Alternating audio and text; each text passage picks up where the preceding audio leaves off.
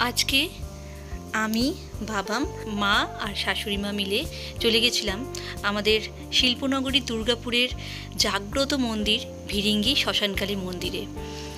জানো তো, ইংরেজির 1852 সালে এই মন্দিরটি তৈরি হয়েছিল।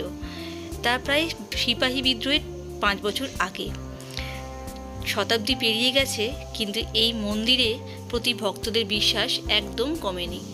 প্রচলিত বিশ্বাস অনুযায়ী মন্দিরে এসে ঠাকুরের কাছে যা প্রার্থনা করা হয় তা কিন্তু মা পূরণ করেন, আর সেই জন্যই সারা বছর ভিরিঙ্গি কালী মন্দিরে অনেক ভিড় হয়।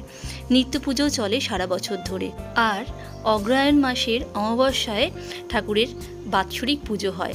সেই রাতে প্রচণ্ড ভিড় হয় দেবীর পুজো উপলক্ষে। আর সেদিনই ঘটে এক অলৌকিক ঘটনা।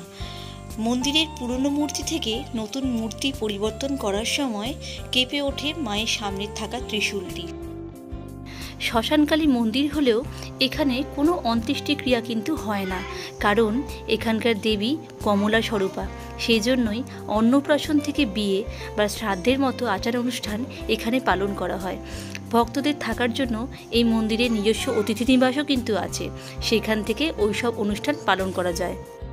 মায়ের মন্দিরে পুজো দেওয়ার পরে আমরা মন্দিরের চারপাশের আরও মন্দিরে পুজো দিলাম। বাবা নাগেশ্বর মহাদেব থেকে শুরু করে কালভৈরব, বজরংবলী, তারপরে গণপতি বাপ্পা, সবার মন্দির এখানে কিন্তু প্রতিষ্ঠিত। আমরা একে একে সব মন্দির দর্শন করলাম। তারপরে প্রসাদ খেয়ে চলে গেলাম পাশের এই বাঁধানো পুকুরটিতে।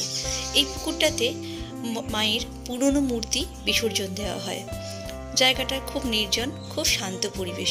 আমাদের ভীষণ ভালো লেগেছে। তোমরাও সময় পেলে ভিরিঙ্গি মন্দিরে চলে এসো, তোমাদের খুব ভালো লাগবে।